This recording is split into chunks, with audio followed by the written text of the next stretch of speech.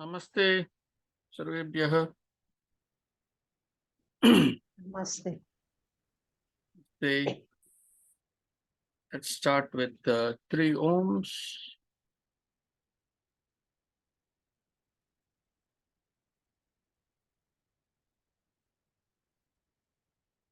Please take a deep breath.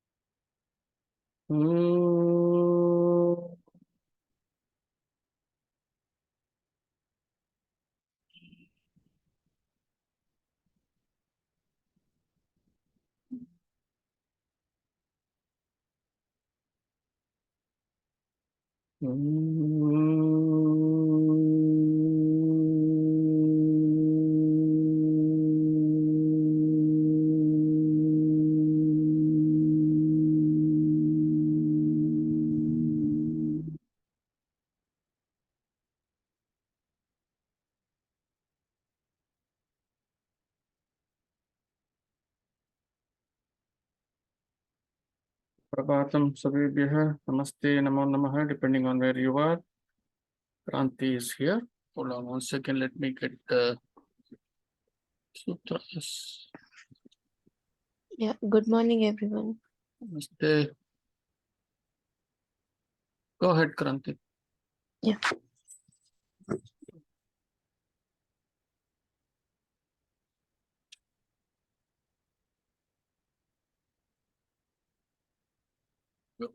Yes.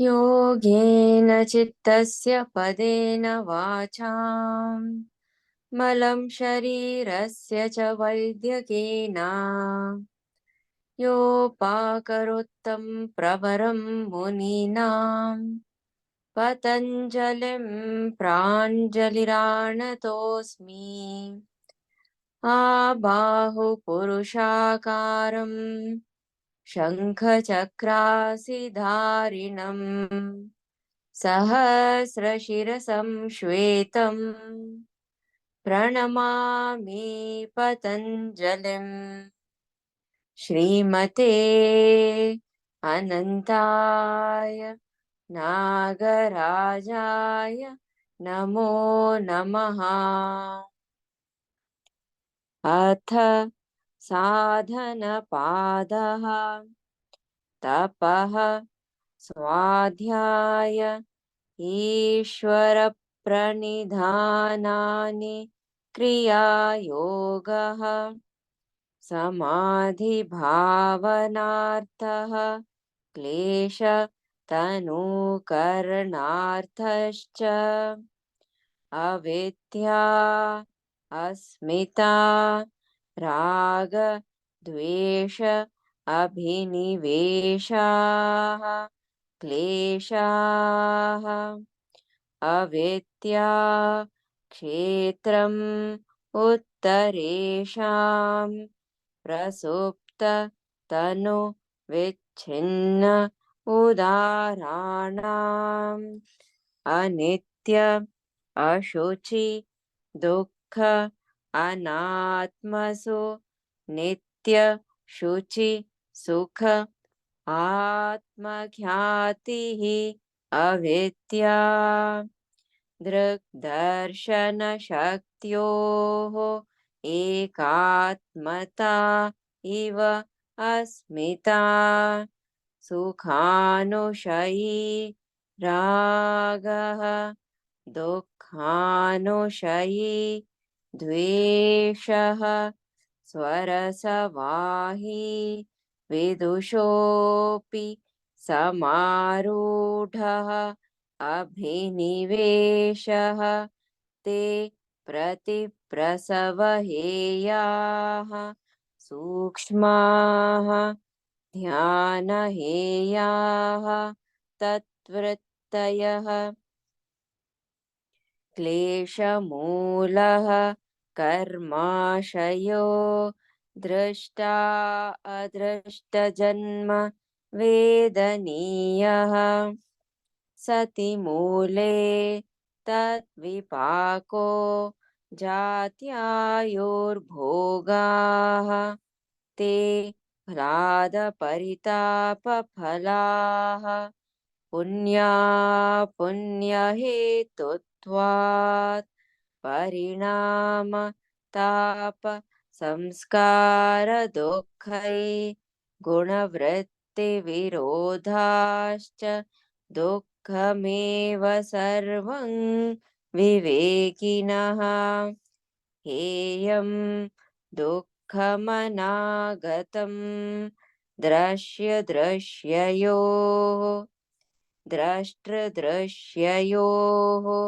संयोगो हेयहेतुः प्रकाशाक्रियास्थितिशीलं भूतेन्द्रियात्मकं भोगापवर्गार्थं दृश्यं विशेषाविशेषलिङ्गमात्रालिङ्गानि गुणपर्वाणि द्रष्टा दृशिमात्रः शुद्धोऽपि प्रत्ययानुपश्यः तदर्थ एव दृश्यस्य आत्मा कृतार्थं प्रतिनष्टम् अपि अनष्टं तदन्यसाधारणत्वात् स्वस्वामिशक्त्योः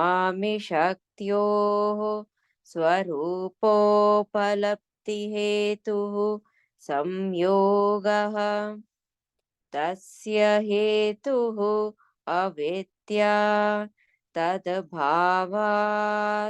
संयोगाभावो हानं तदृशे कैवल्यं विवेकख्यातिः अविप्लवा हानोपायः तस्य सप्तधा प्रान्तभूमिः प्रज्ञा योगाङ्गानुष्ठानात् अशुद्धिक्षये ज्ञानदीप्तिः आविवेकख्यातेः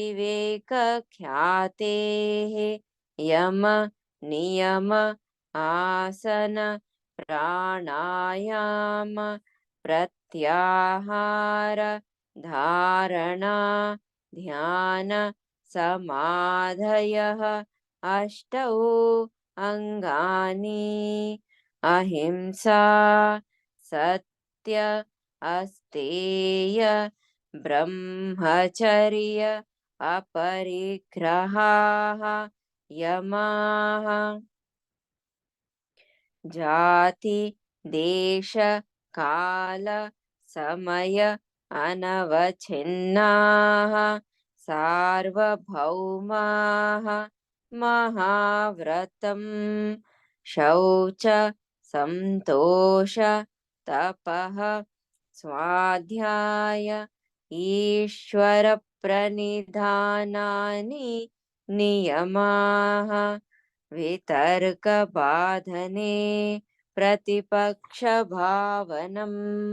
वितर्काः हिंसादयः कृतकारिता अनुमोदिताः लोभ क्रोध मोहपूर्वकाः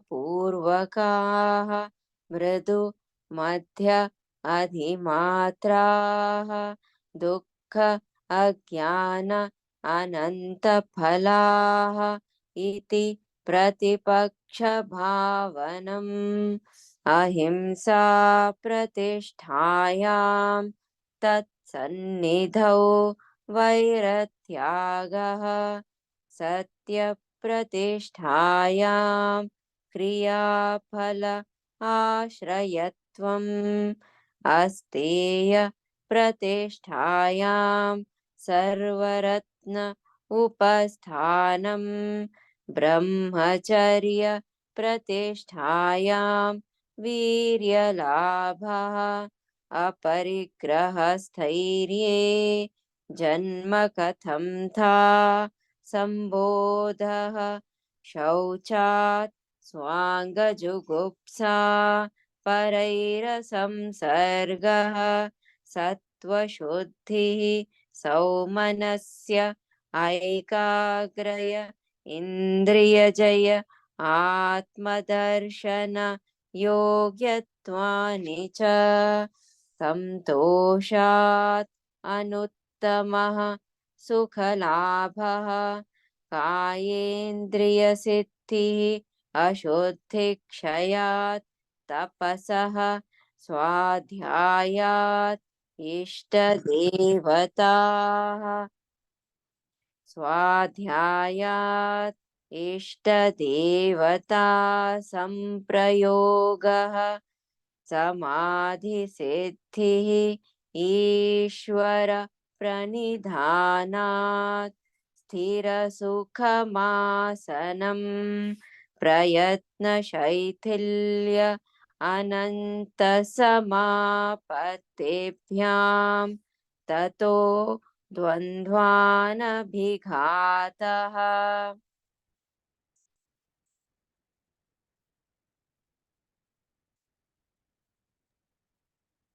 Thank you, Purna.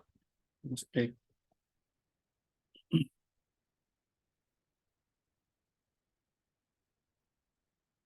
So let me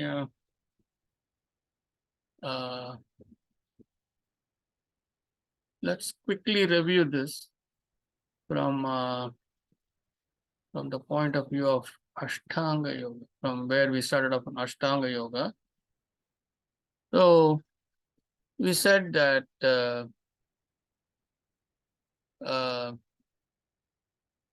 to come into the state of samadhi, or to get that intuitive knowledge, one has to cross 7 boundaries.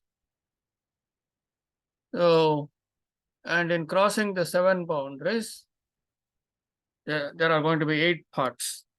So that's what is calling us Ashtanga Yoga. And we saw that Ashtanga Yoga is made of Yama, Niyama, Asana, Pranayama, Pratyahara, Dharana, Dhyana, Samadhi. So then we took one by one. We saw Yama is made of 5 parts. Niyama is again made of 5 parts. Yama we saw as Ahimsa, Satya, Astheya, Brahmacharya, Aparigraha. And we saw that this Yama and Niyama, this observance of Yama and Niyama is unbroken by time. Jati Desha Kala. That's what we saw. And then we said that there are 5 components in niyamas: Shaucha, Santosha, Tapaha, Ishvara Pranidhanani, and Swadhyaya are the 5 niyamas. So then then Patanjali Muni went on to explain the 5 different types of yamas. And then he said ahimsa. He spoke about ahimsa. Once that's ahimsa, which is avoidance of wanton violence, once that is established in us, then there is no enmity, because we are good with everyone. We don't cause any harm to anyone. So completely enmity in our life is gone. We don't have any enemies at all. There is no wanton violence, meaning even in our speech, there is no wanton violence, which means we don't hurt others with our views or our beliefs. Then he said, Satya Pratishtayam Kriya Palashrayatvam. So when we are truthful, when in truthfulness, is established, all kinds of activities that we do it becomes completely fruitful. That's what he says in truthfulness. And uh, when there is no any kind of thought on stealing, when you are completely established in non-stealing, then even precious gems come to us on its own. Meaning, uh, people trust us completely. That's what it means, with their wealth, whatever. In Swadhyaya or in Brahmacharya, that is the curiosity to learn, you get very high energy, vigor. You get vigor. And aparigraha, he says, when you have that fully established in you, one becomes completely aware of what life is. That is, you go with the cosmic law of life. That's what he says. You don't accumulate wealth. You don't want this. You are not constantly thinking of material things. Then he is explaining about niyamas. Let me bring up the other PDF. Hold on for a second so that it's easier.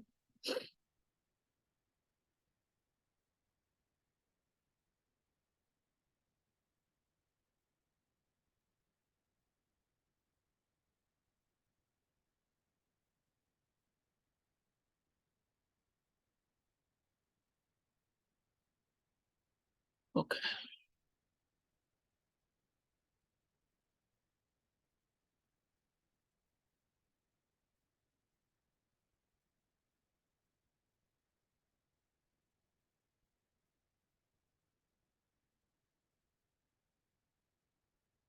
Shauchat swa anga jugupsa parehi asansarga.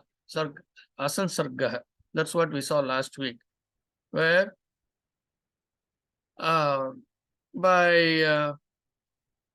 because of cleanliness of physical and spiritual purification, one has aversion for one's parts and contact with others. This is what we saw last week, where we said that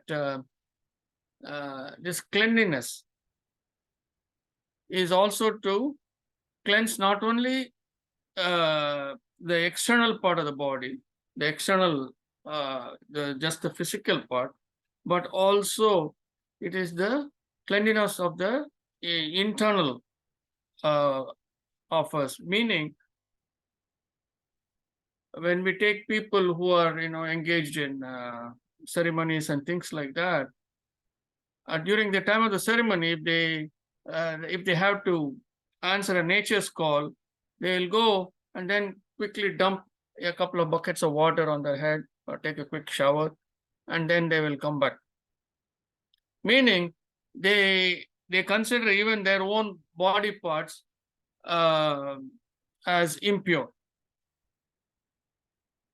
And this also goes to a little depth, where there is this deep feeling that a person who is engaged in spiritual activities, he should be celibate. So they try to avoid having any kind of sexual feelings and engaged in any kind of sexual activity. But one has to look deeper, because that alone is not spirituality. Spirituality is everything put together. So for certain reasons of procreation, the spiritual person may engage in sexual activity. So one should not judge based on that. So that is not considered as unclean, although sannyasis, especially those who wear this saffron clothes and things like that, consider sex as a big no-no. So one can be a sannyasi internally, and that is what you will see in every aspect of Indian in Sanatan Dharma. Also, when we say spiritual purification, we also understanding all of these things, and also clearing out the blocks that one might have in the nadis. So that is a deeper understanding here when we come to cleansing. So let's move on to Sutra 41.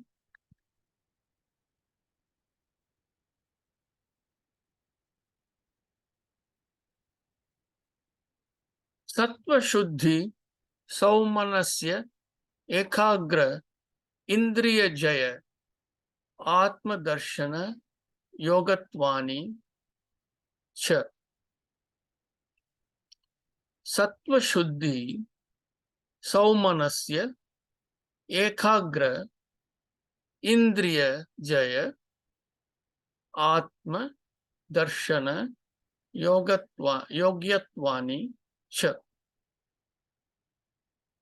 So let us look at the first, starting from the first word, Sattva Shuddhi. So here, Shuddhi we know is purity or cleanliness, absolute cleanliness. Sattva Shuddhi, the purity of a sattva, that is the Sattva Guna. Saumanasya. So Saumanasya means tranquil, with very balanced mind, a mind which is not agitating. That is, the chitta vrittis have nicely calmed down, and also one is nice, peaceful, and cheerful. Ekagra, we know, ekam comes from, ekam is one. So ekagra is one-minded or single point focus with that concentration. Saumanasya ekagra means one has single pointed mind with cheerfulness. That's what it means, the two words together. Indriya, the senses, the sense organs. Jaya is always means victory. So Indriya Jaya is one has overcome the senses. Atma, we know Atma is that the innermost self, the core of us, the innermost self. Darshana is seeing or philosophy. Here it means seeing, experiencing. Yogyatvani, becoming eligible. Atma Darshana Yogyatvani. All three things put together means becoming eligible to see the Atma or the innermost. So one becomes eligible to see the Atma or the innermost. Chairs, of course, and so and refers to, chair refers to and. So in summary, what does this mean? One has the purification of sattva or even nature, one-pointed mind with cheerfulness, control over the senses, and becomes eligible to see the innermost entity, the Atman, Atma. I read the summary for you. So what does this mean? So when we say innermost entity Atma, meaning we also call that as Purusha, right? So this software modem that we call is now ready to connect to the unmanifest divine, because that is our only, that's the switch for us to connect to the unmanifest divine. So when one has the purification of sattva, how did we come here? We came here from Sutra 40. by purifying ourselves, by purifying our nadis and things like that, both by external cleanliness and internal cleanliness, and not having contact with people with different kinds of negative vibrations, all that, we have purified ourselves. In that purity, we get to a state of sattva shuddhi. So we get to a point of being completely balanced and peaceful in our thoughts and activities. And we are completely focused in what we are doing. And in that focus, we have now become eligible to we become eligible to be in touch with that Atma, meaning we are now ready to connect with the divine, with the unmanifest divine. So, any questions here?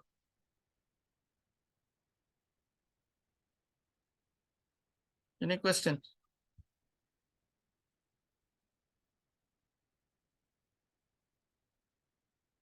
No questions. Okay. Then let's move on.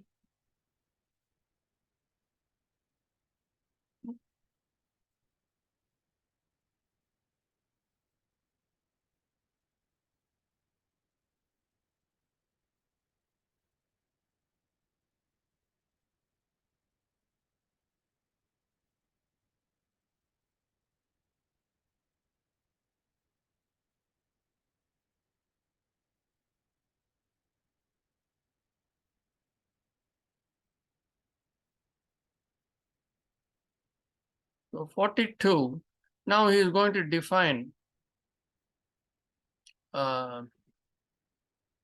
what we obtain from each one of the niyamas.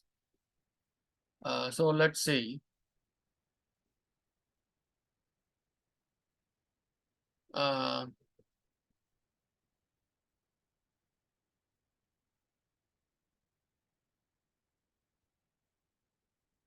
Santoshat anuttamah sukha labha.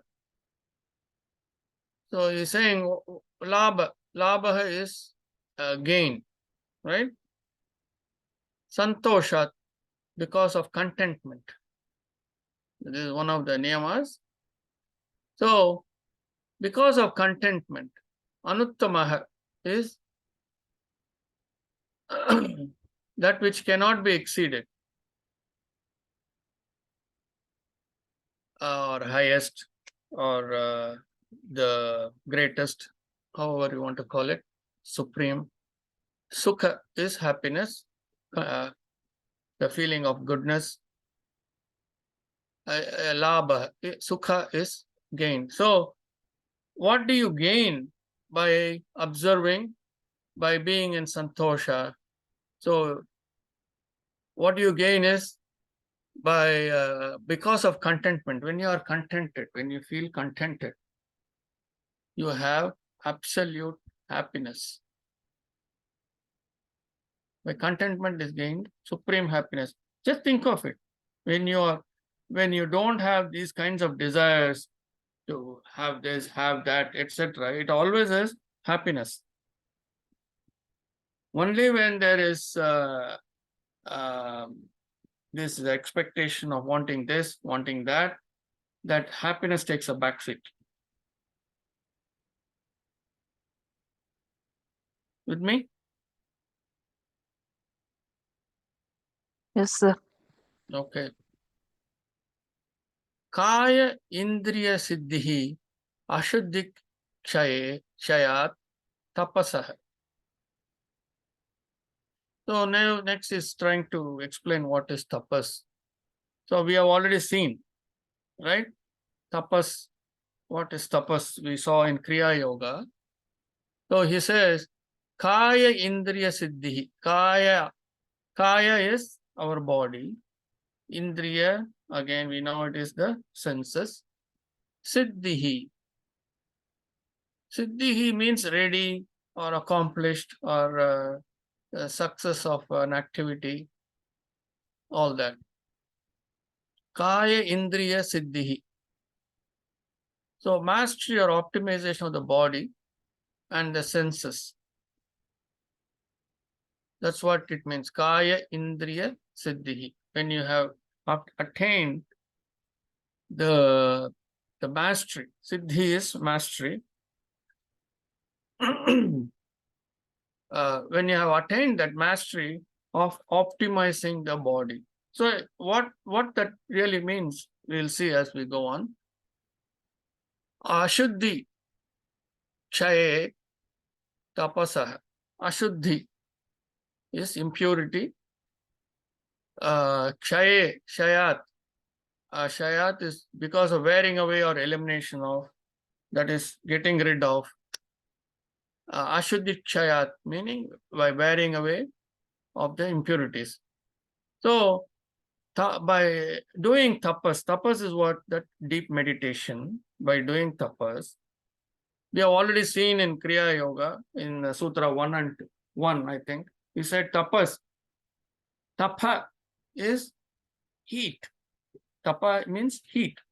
So doing tapas generates heat. What does it mean? That heat is the one which is purifying us, right? If you want to purify gold, you heat it to remove the impurities. So tapas is also like that. It generates heat, very subtle heat it generates. And in that heat, your impurities are taken away, impurities are removed, meaning these are the impurities which are blocking your nadis. So those nadis, the blockages in the nadis are removed. That's what it means. Actually, in this context, I want to bring up this movie called Sant Yogeshwar. If you there's a I think in YouTube or Netflix. I'm not Jnaneshwar. Jnaneshwar, sorry. Jnaneshwar, Sant Jnaneshwar. From Alandi, Maharashtra, close to Pune. I was a very great Siddha. We'll see about the Siddhis later on in chapter 3. For now, when you get a chance, see that movie. It is there on Netflix or on YouTube. One of the two places. Maybe it is definitely. I think it is on Netflix, and it also has English subtitles. Sant Jnaneshwar. There are two versions. One is a Marathi version, and also a Hindi version, which was taken long back, maybe in the 60s. And then the movie was remade later on in, I think, in color, maybe in the 90s. Then the one in the 90s, I think, has the subtitles in English. The earlier one may not. The one in black and white may not. But people who can understand Hindi can see the black and white too. So there you can see the effect of tapas, especially if you see the the color movie, the movie in color. It is nicely depicted, where when he does the tapas, this young boy is probably about 8 or 9 years old. When he is doing tapas, I mean, for the sake of the movie, they have kind of enhanced it. They are showing us the back of the body, especially in the behind the back, a circular portion of the body of the back is nicely shown in a red color, meaning that that part is becoming warm. And this boy is they are in a very poor state. So that boy's sister, she's putting rotis and baking it using that heat, because they have run out of gas and firewood, everything. That part is not important. The part that because of his tapas, of his meditation, you can see that the generation of the heat. Although that heat may not be that significant for everyone to to bake the chapatis, but the idea is the tapas create that kind of heat to remove the blockages. So you can see that movie and you'll understand. If possible, I'll send you the link. If I still have the link, I will send it to you.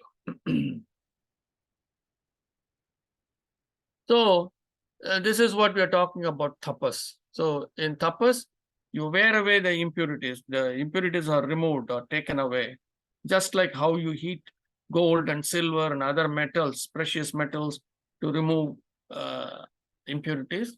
The same process, but internally it is happening.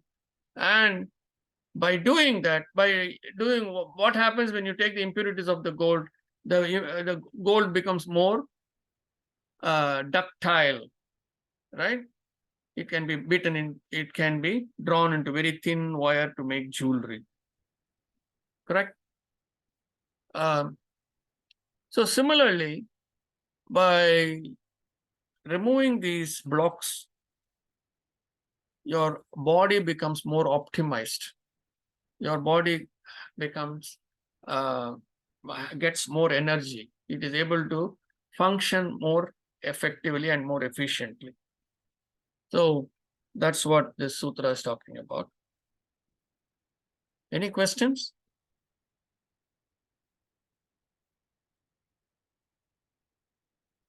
Okay.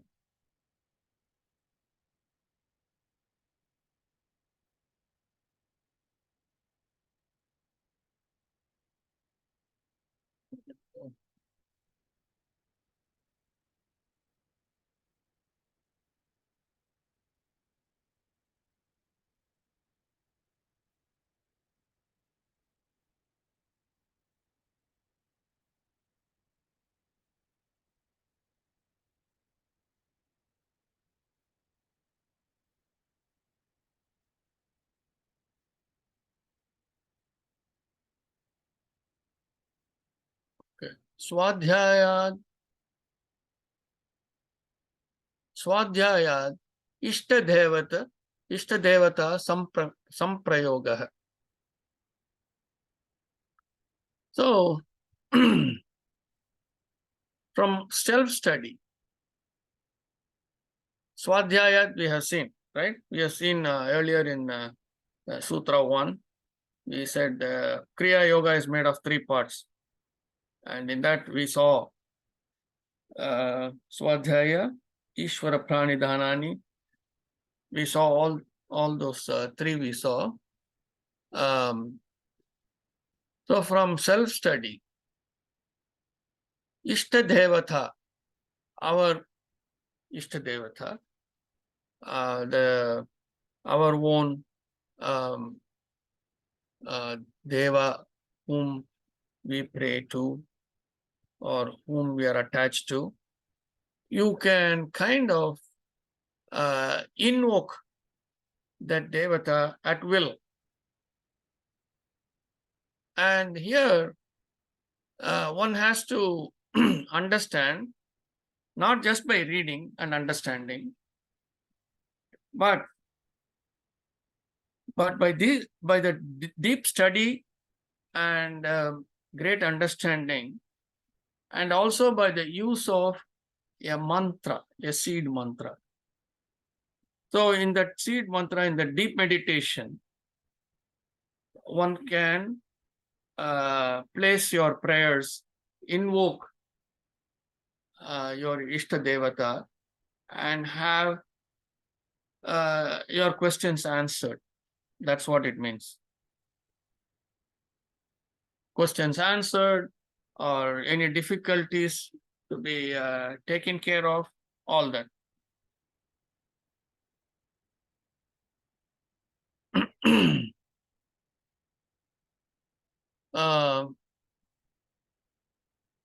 Okay. Any questions here?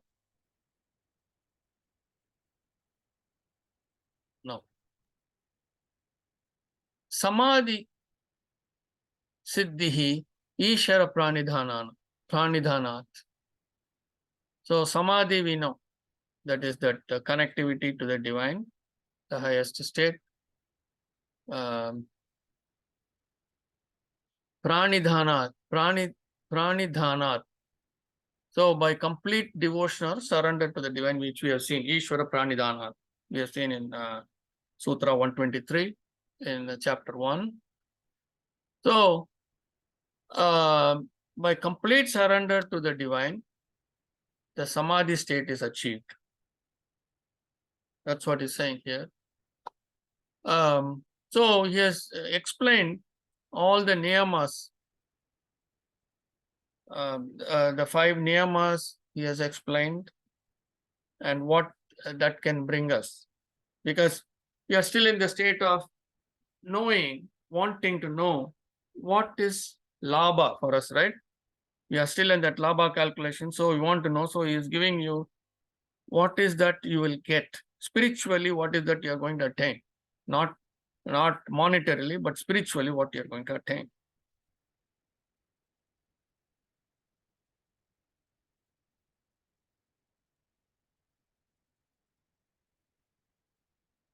So if there are no questions, I'll move on to the next sutra. Okay.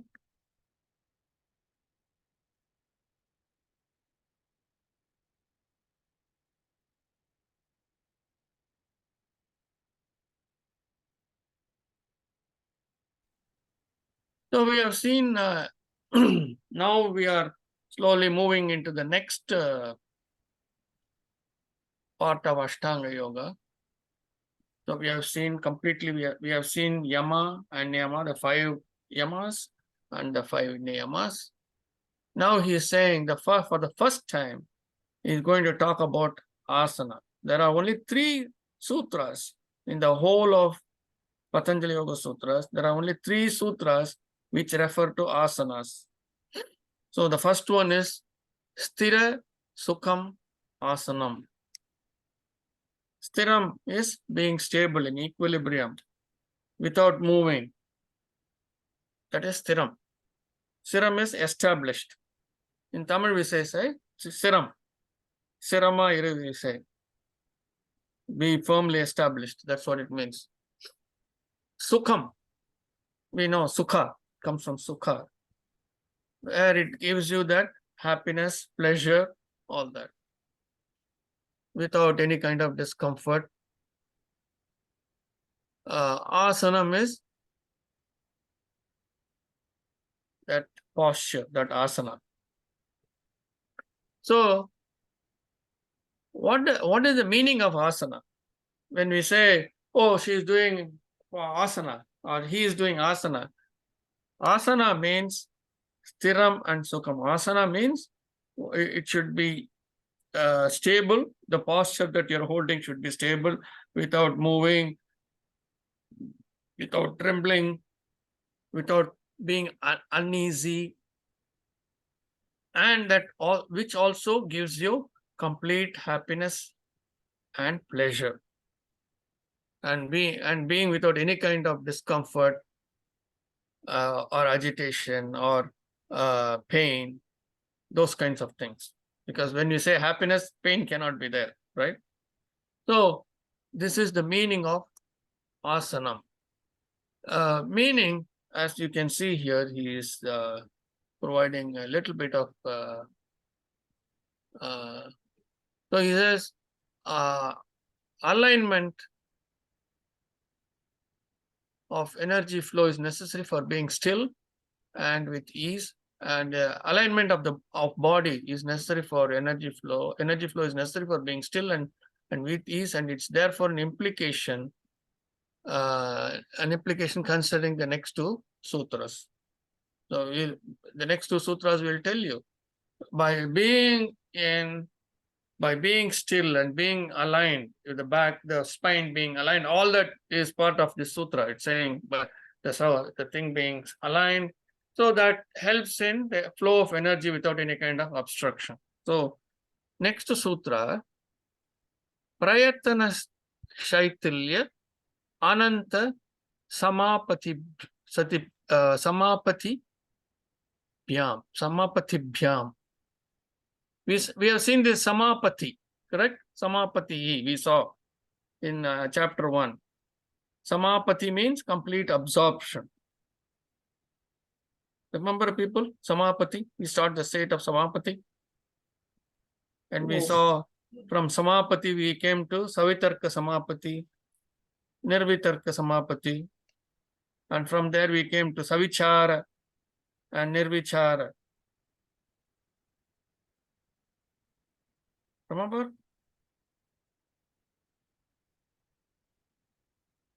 Forgotten? Yeah, that's why I keep telling you, you have to revise, you have to go back, look at, read the sutras. Anyway, Samapati actually, Samapatibhyam, Prayatna Shaitilya, Ananta Samapatibhyam. So, Prayatnam, in Tamil we say Prayatnam. Prayatnam we say, Prayatnam means effort. Make that effort, we say. Shaitilya, with weakness or low energy. Prayatna Shaitilya means with little effort. That's what it means. So when you, what is saying, when you are doing the postures, it should be so easy and comfortable to you. It should be done with very little effort. You should not put too much force. Just because you want to touch your toes, you should not put enormous amount of energy into it, putting enormous amount of force into it. That's not necessary. Some may be able to reach the toes, some may be able to reach only up to the ankles, some may be able to, I mean, when you're bending forward, I'm saying, some may be able to come only up to the shin, some may be able to come only up to the knees. So listen to your body. So with little effort, that's what he's saying, with little or no effort, or very less effort. So, Ananta, Prayatna Shaitalya Ananta, unending or endless, Samapatibhyam. Samapati, it must be endless absorption. That's what he's saying. That is full engrossment in what you're doing. So, if you look at the summary, it says it should be with little effort and in endless samapatti. That is, the posture must be done with little effort and must be done with complete absorption. You must be completely absorbed in that asana. Just like I gave you an example for samapati. If you remember that when I was very young, my father used to bring a magazine filled with cars and trucks and all that. And then I will take this magazine and start flipping the pages, and then I will become part of those pictures. I will be as if I'm inside that car, I'm inside that bus, enjoying all the beautiful roads, nice scenery all around, all that. So that is that absorption. So when you do the asana, your absorption must be like that. That's what is stating here.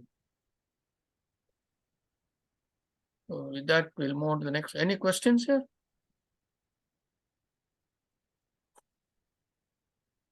Mostly self-explanatory. So these are quite easy sutras. So let's move on.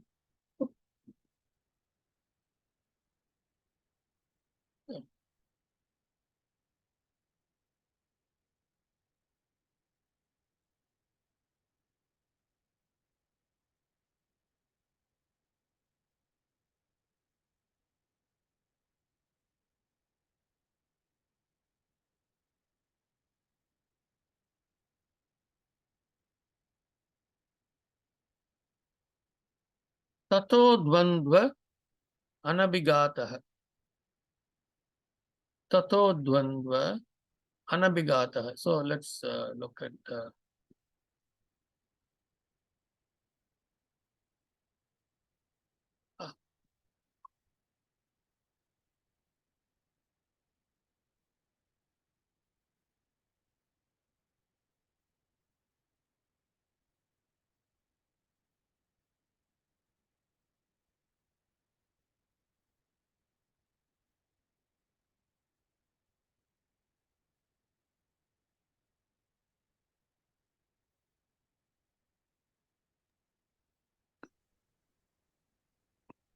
okay. 246, sir. No, 248. You are in 248. Oh, yeah. Okay, sir. Tatho dvandva anabhigata. Tatho means then or thereafter. Dvandva is sense of opposites. Duality is anabhigata is not hurt, is unaffected.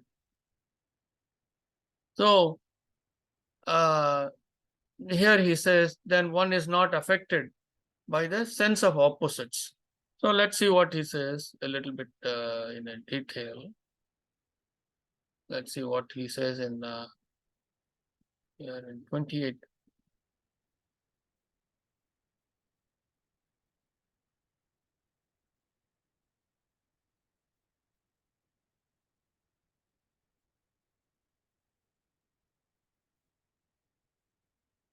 So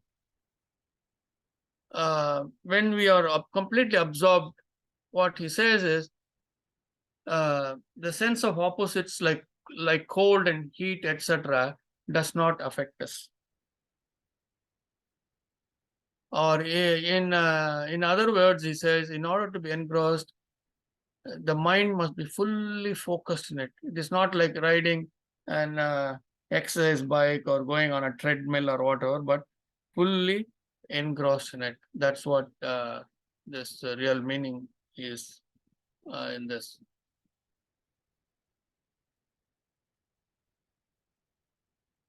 On that note, I don't want to jump into the next one because that's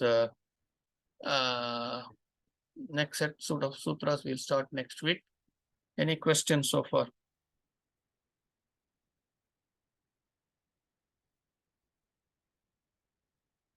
We started with 242. Yeah, that's where we are.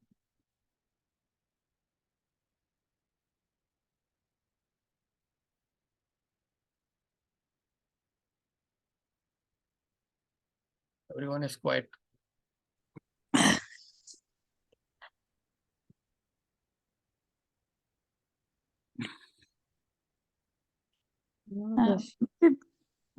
Good morning, sir. Yes. Yeah.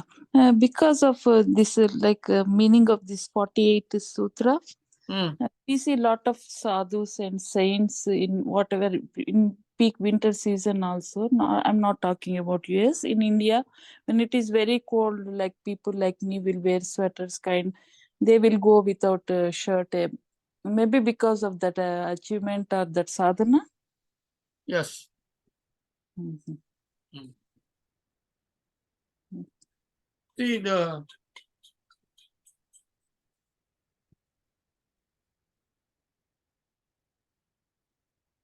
when there is control of the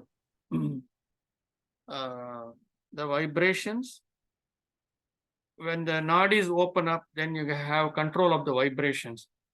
So with the control of the vibrations, you can direct the heat towards other parts of the body.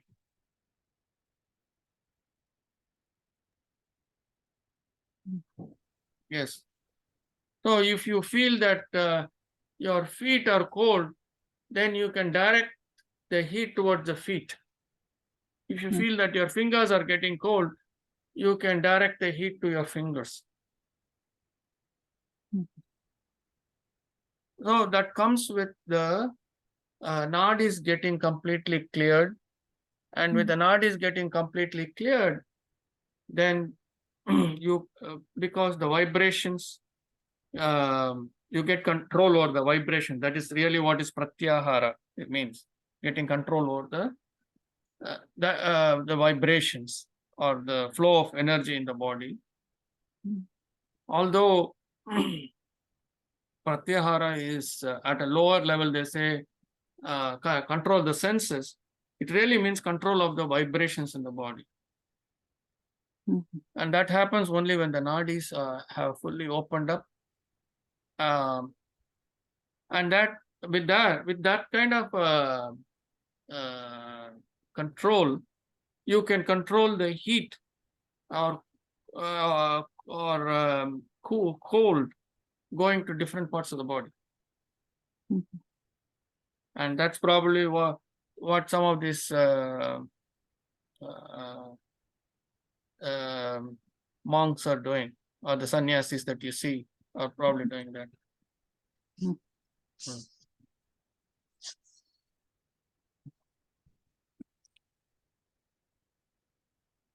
Okay, thank you, sir.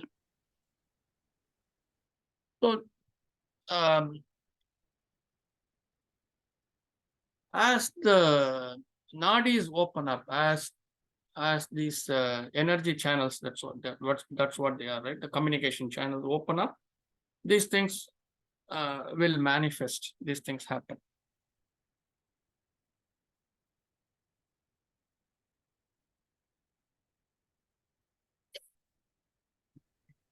Okay, sir. Any other question?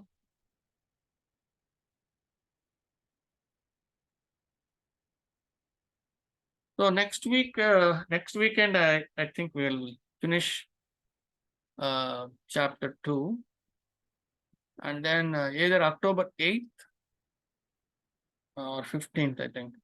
8th, I think, is a Sunday. Let me look.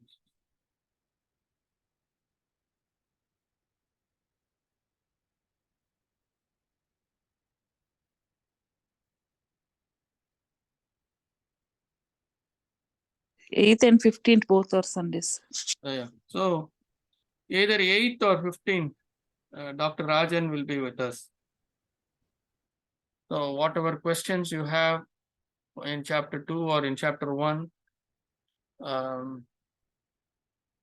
please write them down and you can ask him, because we have covered a lot of ground in chapter 2 as part of Ashtanga Yoga, and even prior to that.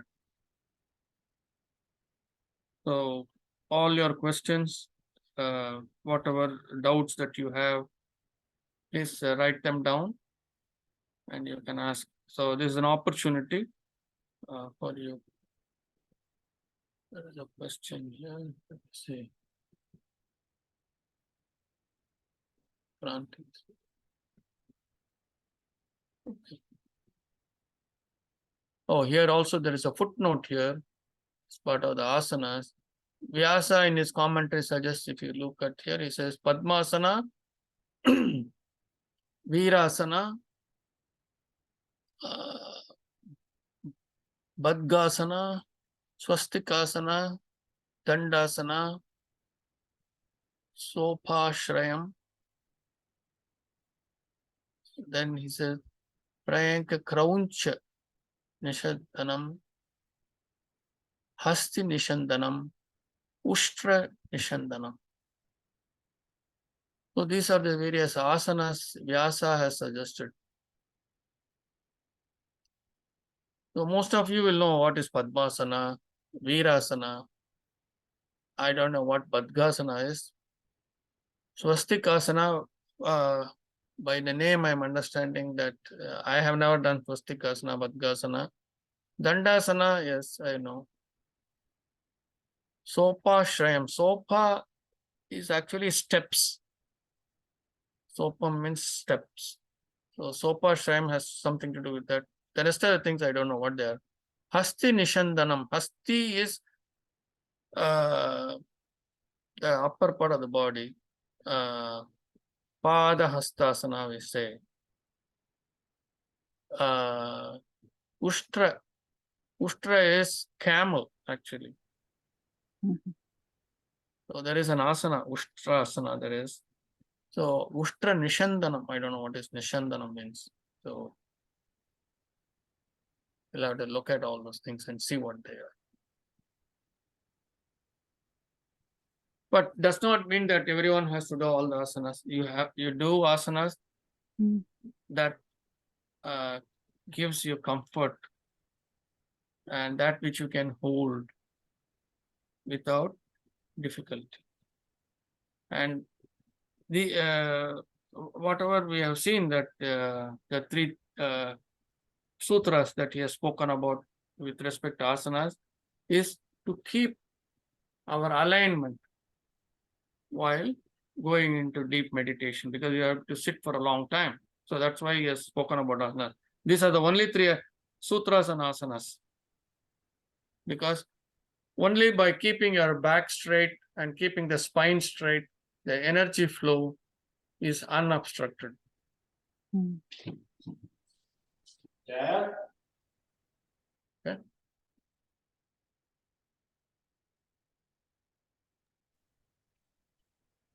Any other questions?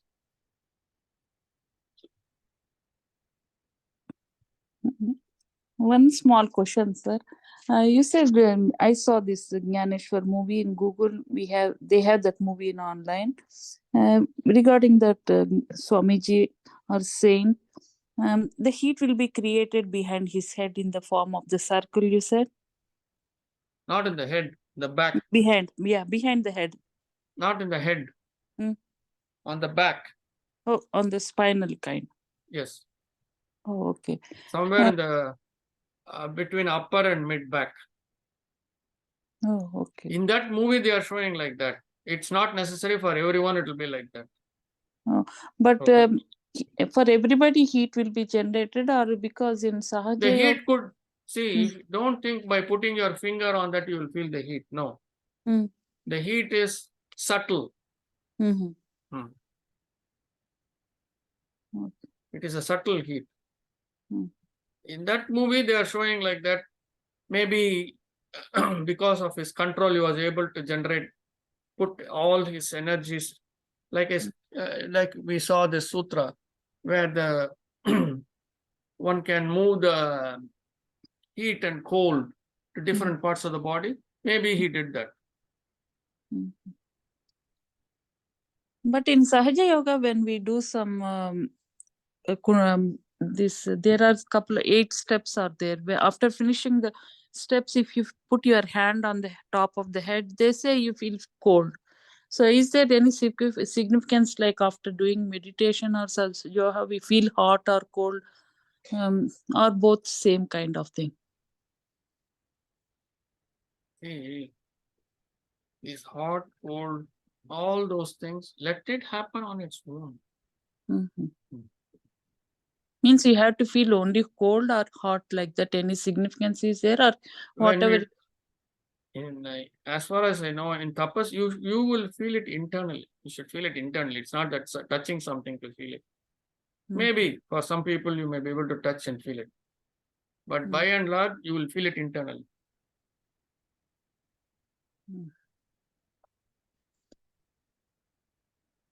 The less that you think of external things, the better for you. Means when they teach, they are saying, did you feel the cool in the on the head when That's you what keep I'm saying. your I don't know what Sahaja Sahaja meditation teaches. I don't know what they do. Okay. You have to ask them. Okay. Okay, sir. Okay.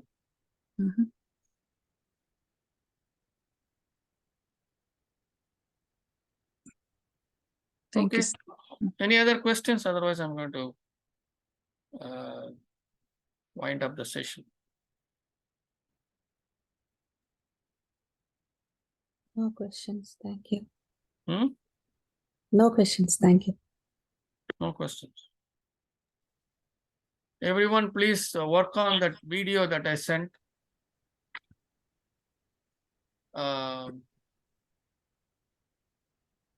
On that, which I have been discussing for the last 3-4 days. Many of you have not made any attempt. Please do that.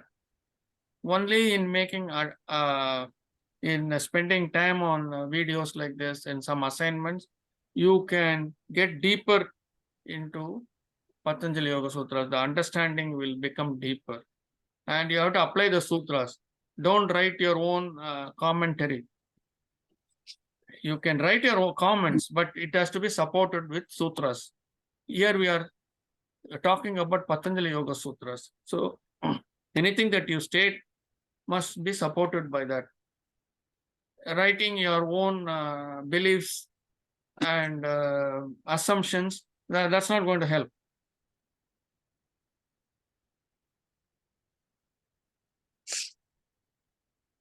Anything that you write must be supported by sutras. Is Sumati here?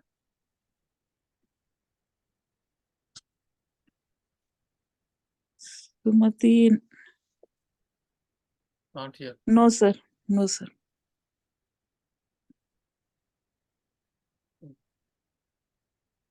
Oh, Srilata is here. Srilata, I sent a message to you. I don't know if you saw that. You have to support whatever you say with sutras. Okay. Yes, we can learn. Yeah, we can learn from everyone, but just because we learn from somebody, they don't become our guru. Okay. Guru is a highly exalted state.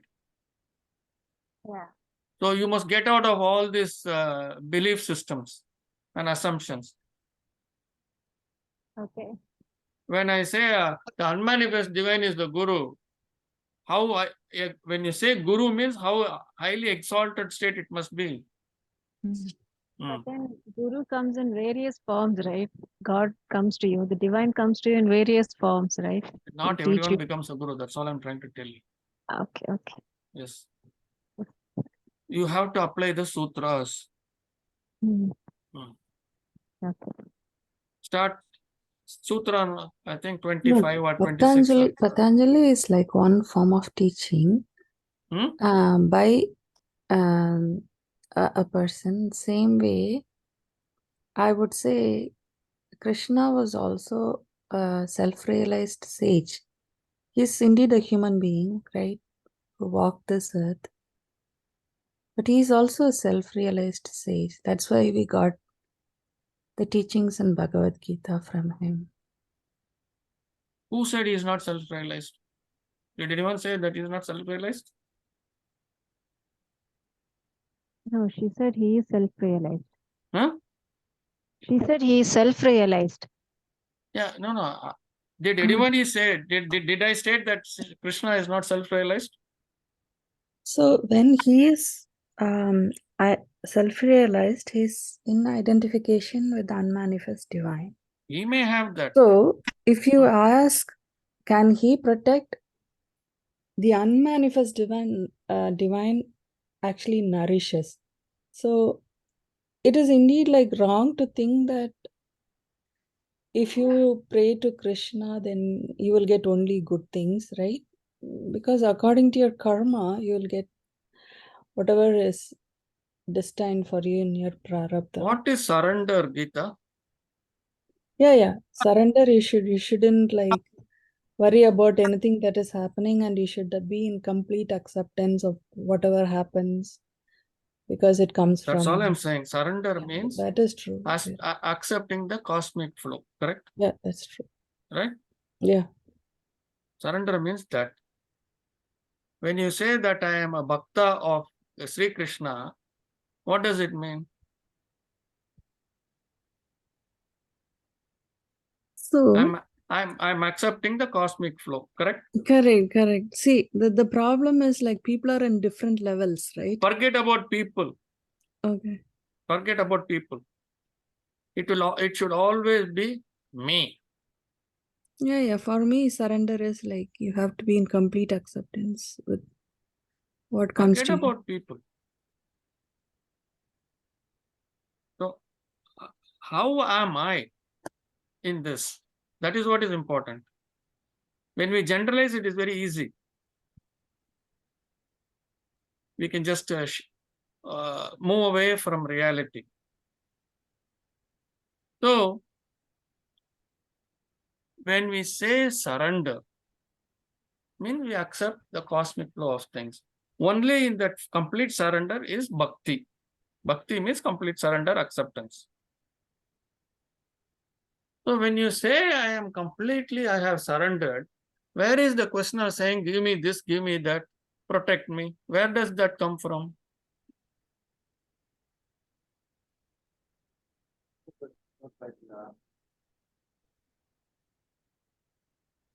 That's not come from surrender.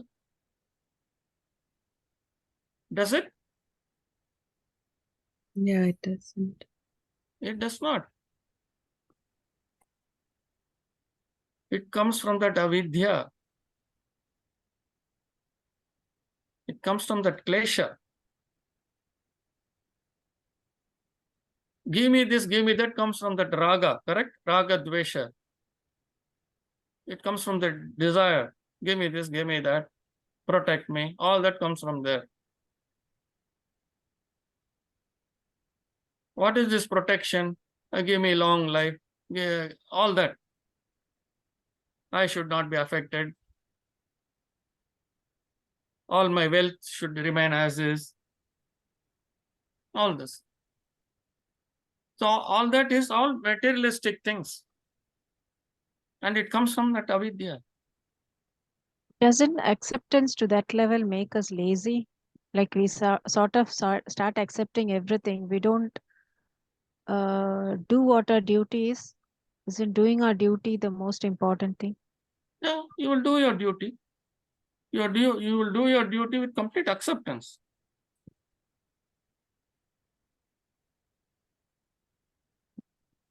See, you're working in an office. Just as an example, I'm giving. You can do your duty with complete acceptance with your boss. Yeah. Same thing. Okay, what if we have a nasty colleague? We are not going to say I'm going to accept that colleague and move on. If Why that not? colleague is troubling me, or if that colleague is taking bribe, or if they're doing something to sabotage my work, I have to rebel. There, this acceptance doesn't come. You're trying to correct the situation according to your understanding. So If there, we're the not accepting the situation. no, if the colleague is collecting bribes, he is only collecting for himself. He is not collecting for you, correct? Yes, but that might affect my work in Why? case it is interfering in my work. Yeah, Because then I your have boss will experience ask you. in. Then your boss will ask you. When your boss asks you, you say yes. You don't No, go and run around and say, oh, he is collecting bribe, X is collecting bribe, Y is collecting. See, this is all physical things. That's what I'm saying. What we are unable to see is we are all corrupt. You are able to see that? Yeah. I'm saying at a very high level, we are all corrupt. What is that We are corruption? Only because we are corrupt, we are able to see the corruption in others. No, you're again seeing the external corruption. I'm saying the internal corruption. What is that internal corruption I'm talking about is internal corruption, we got cut off with unmanifest divine. Right? Yeah. So as long as that connectivity has not happened, we are corrupt. And why are we judging others?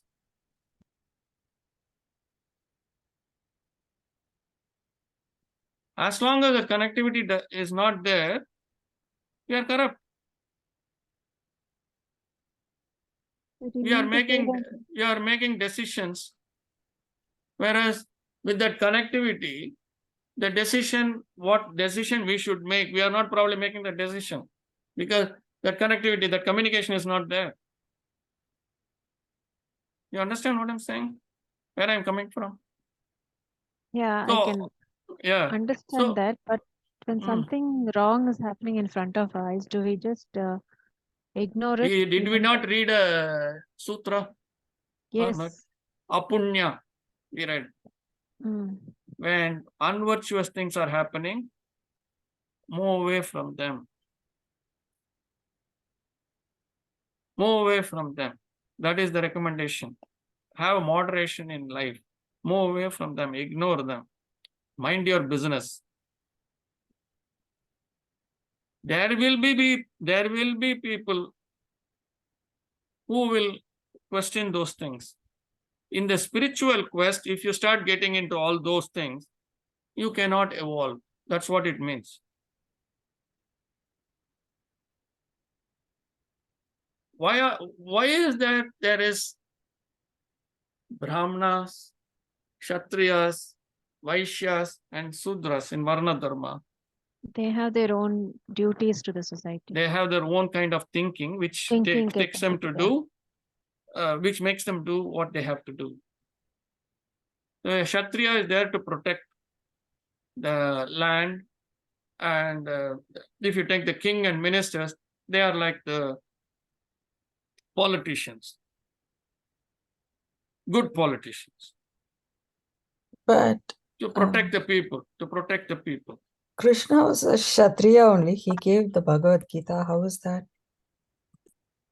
Yeah, there is never a necessity that you have to be in only one varna. You can move from one varna to the other all through your life. Varna is based on thinking, not by birth. Understand? Mhm. Yeah. Varna is based on thinking and not on birth. This concept of I am a Brahmana, I am a Brahmin means zero. Is absolutely idiotic. What we are calling today, I am a Brahmana, I am a Brahmin. These are things that we are talking about. We are saying, oh, we are vegetarians. We speak in a particular way. We follow certain rituals from morning till evening. We cook in a particular way. These are the things we are mentioning. What is the meaning of a Brahmana? What is the meaning of a Brahmin? A Brahmin is one who is thinking about the divine all the time, who is inquiring all the time of higher things, not about materialistic things, not how much will I make if I buy real estate, how much will I make if I buy gold now. He is not thinking about those things. That is not a Brahmana. That's not a Brahmin. A Brahmin is one who is giving all the time, not taking. If you look at the definition of Brahmin, a Brahmin will never ask, he should never ask. Whatever comes to him will come as charity or whatever. And whatever comes, he will be happy with. He will be contented with whatever he has. Santosha.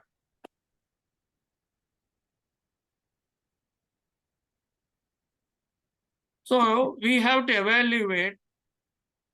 I have spoken about this many times in the class, that Brahman, even in sutras in chapter 2, earlier sutras we saw, Jati we saw. What is Jati, Gita? Maybe you missed those classes. No. I came for most of the classes. Maybe only a couple of classes I was not there. Okay. But I did read all the sutras, but I don't know exact definition that was given in Patanjali. So Jati is environment in which you are born. The family to which you are born, your physical structure, your color of the skin, your siblings, which cannot be changed. That which cannot be changed. That is what is Jati. It is not caste.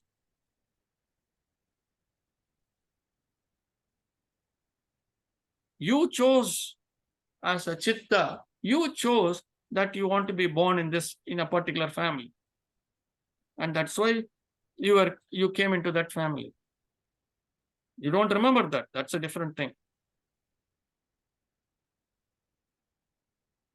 So you are born in that family, so you have a set of parents. Those things cannot be changed. You cannot Suddenly say, these are not my parents. You cannot say, these are not my siblings. You cannot say, oh, from brown skin, I have to have white skin, or I have to have black skin. It's not possible.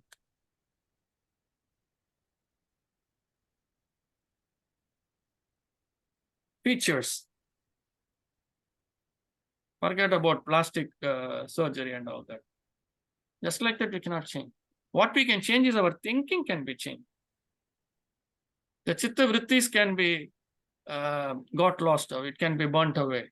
It can be, initially it can be tied down, and then slowly it can be burnt away. Those things can be done.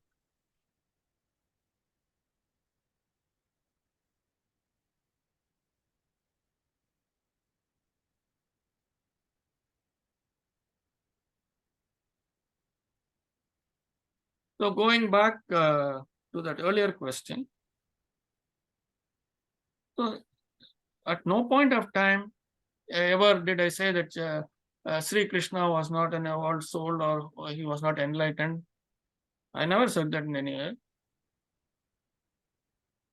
I don't think anybody in the class said it either.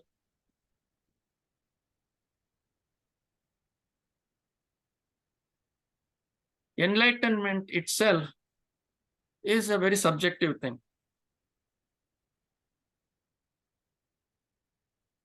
So there are so many layers. So when we say enlightenment, and when we say unmanifest divine is the source of all energy, and no human being, excepting for the unmanifest divine, all other forms have come through the karma klesha cycle, right? We have seen that model, correct? Anything that Yeah, is true. anything that is manifest has karma and klesha, correct? Correct. So Krishna is also like you and me, no different. Yeah, he was Correct. But evolved. in He was his birth, evolved. he attained self-realization. He was Like how evolved. we are That's all it. trying to do. Yes. Understand that. He was evolved. Like Ramana Maharishi. Why I go back to Ramana Maharishi is something recent we can relate to, because the the biography, everything is very clear, written down. Until the age of 16, he was like any other normal adult, young adult. And then he had this experience, and following that, he just stuck on to that and went off to Tiruvannamalai, and then never left Tiruvannamalai for the rest of his life.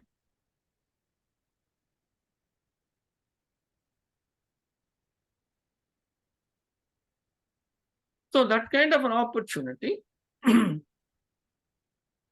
that kind of Atma Vidya was there. But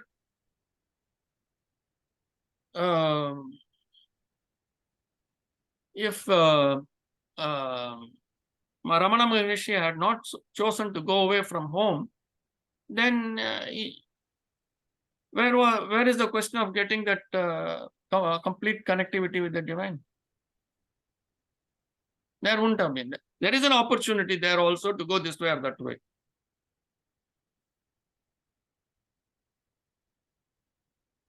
So in the case of Krishna also, he came with this Atma Vidya, and then he worked on it, and he had this connectivity. So any manifest being is just like you and me. They worked on it. And some of them, like what we say, handicap, right? Handicap. So they had a additional amount of gift with which they came because of their earlier birth, their higher level of Atma Vidya with which they came. I probably came with 5% Atma Vidya. Krishna maybe came with 80% Atma Vidya.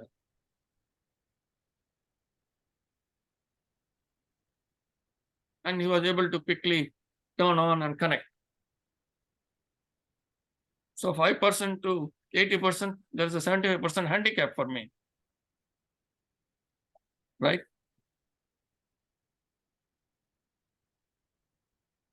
So we have to understand that. That's all I'm trying to say. Only that unmanifest divine is untouched by karma klesha. Please go back to the sutras. Sutra 123 to 129 is very 130 or maybe, are very, very important to understand this concept. If this concept does not fully gel in you, you are going to have this confusion all the time. And similarly, the sutras, the first 20 sutras in chapter 2 are very, very important. There's a lot talked about karma, laws of karma are there. Especially there are 3 sutras, 3 or 4 sutras on laws of karma. How you are born, where you are born, about your longevity. Everything is there in the sutras.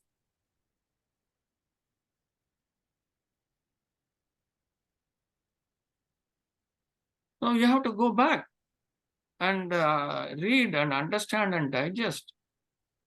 Otherwise, you will have confusion.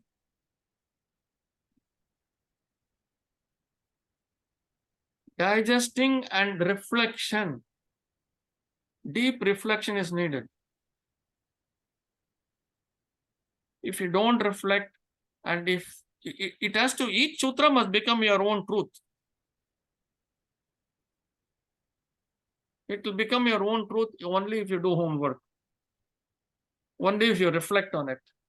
Yeah. And if you're all the time working on your belief system, it won't become your truth.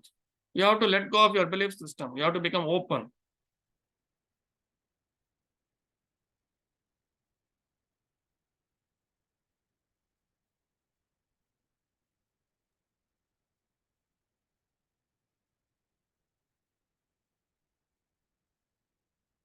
That's why in the earlier sutras, in chapter 1, as part of after the first 30 sutras, after Bhakti Yoga sutras, Patanjali Muni says, if all these are not possible for you, if the first 20 sutras about Karma Yoga, where we are talking about Chitta Vrittis and how to come into this abhyasa and how to have the sense of detachment, right? Attitude of detachment. Vairagya Abhyam. He speaks about Vairagya Abhyam. Having a sense of detachment with everything.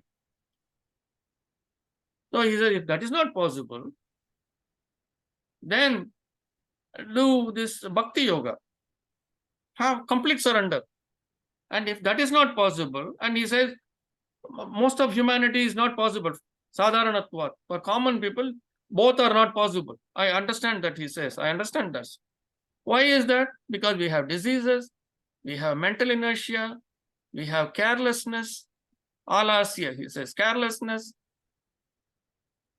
We have shallow breathing, we have this, we have that, we have delusion. All that he says. In 2 sutras, he explains all that. Or 21 and 22, I think, sutras. And he explains all that. And then he says, so that's why he says, you must have moderation in life. How to treat dukkha, how to treat happy events, how to treat punya events, virtuous events, how to treat apunya events, non-virtuous things. So he says friendliness, and then he says a sense of compassion, maitri, karuna, mudita, and then one more he says, I cannot remember the word, anumodita, I think. So have friendliness, have compassion, have a sense of happiness. When you see virtuous people, don't criticize them, because normally we have this tendency. When we see a virtuous person, we'll say, how is this possible for him to do this? Or how is it possible for him to be like that? We criticize internally. We may not say externally because we are wearing a mask all the time, right? And the fourth is apunya things, he says. From apunya things, ignore them. Anumodita, I don't remember what that word is. Upekshana. Upekshana. Thank you. Upekshana. Just move away from those things, from apunya things. That's what he says.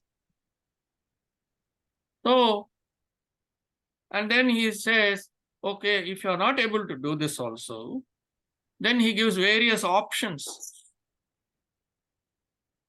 of trying to get the focus, how we can concentrate. About 10 different things he says, states. Take anything that you like, any subject matter that you like, any object that you like, any evolved person, whether embodied or disembodied. Take that person who in your belief system is evolved. Here is where Krishna falls. In our belief system, Krishna is evolved. Rama is evolved. X is evolved. Y is evolved. So we use that as this is a starting point to get focus. That is not the ending point. I'm not entirely sure why Rama was considered evolved. See, Rama was considered evolved just because he was a very dutiful son. I mean, that is the avatar of Rama, is to prove to the world how a son should conduct himself. How many sons in this world today will behave like Rama?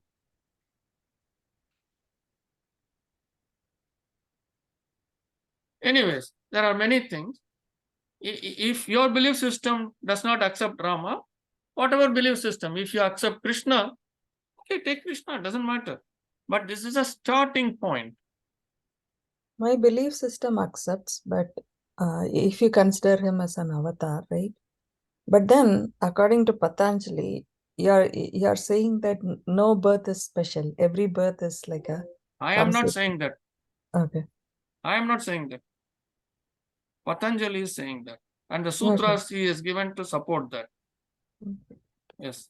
And Vyasa Muni, who wrote Bhagavad Gita, has written a bhashya of Patanjali Yoga Sutras. He has not written a commentary on anything else. So he considered this as number one.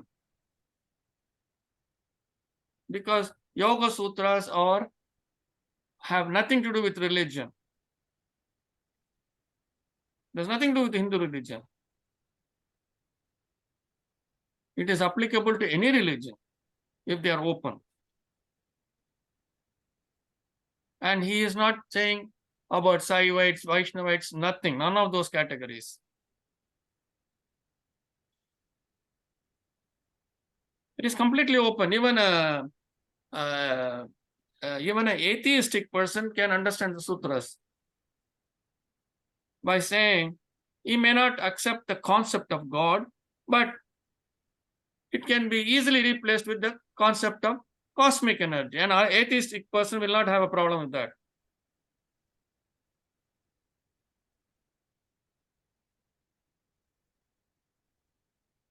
So that is only a starting point, focusing on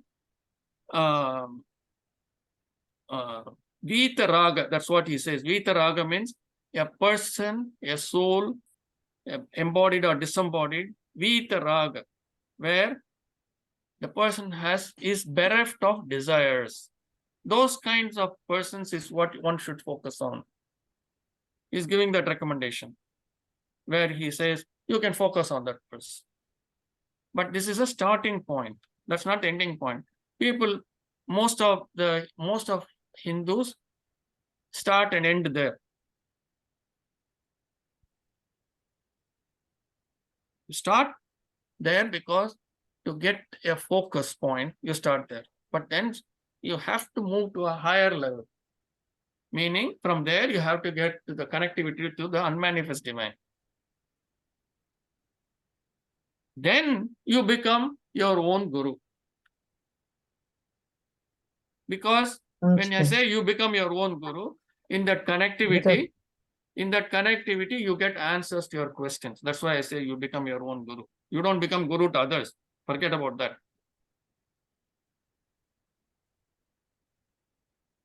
You whatever you deliberate on, and then if you have a question, you place that question, you get the answer.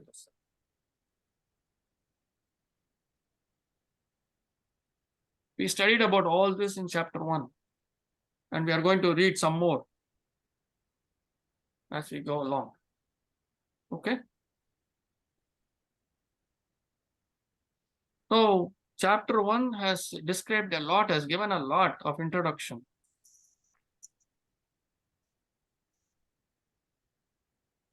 The 3 types of yoga have been clearly explained in chapter 1. The first 20 sutras, Karma Yoga. The second 10 sutras after that on Bhakti Yoga. And then almost 20 sutras or so on Dhyana Yoga. But again, these are all introductions.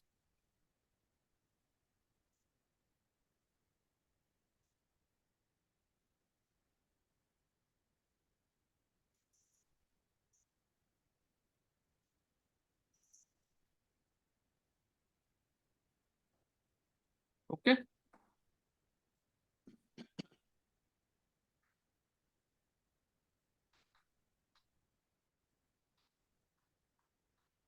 You have to shed your beliefs and convictions.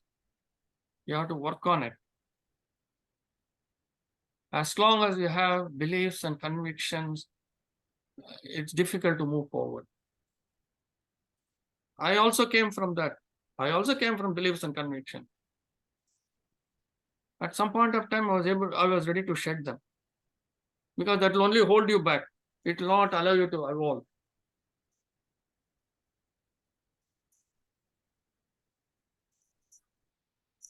Don't go by what I'm saying. Go read the sutras. Understand for yourself. Don't ever think Kumar is saying this. It is Patanjali Yoga Sutras I am bringing to you. With some personal examples and things like that. And each sutra must become your own truth. Otherwise, it is meaningless.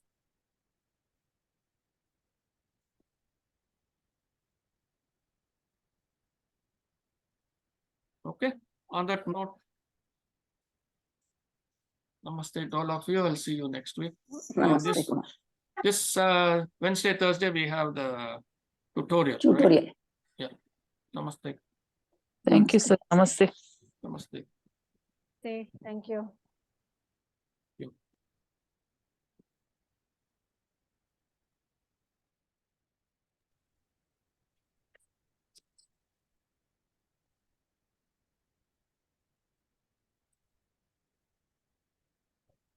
Everyone, please, please leave before I can leave so that the session closes.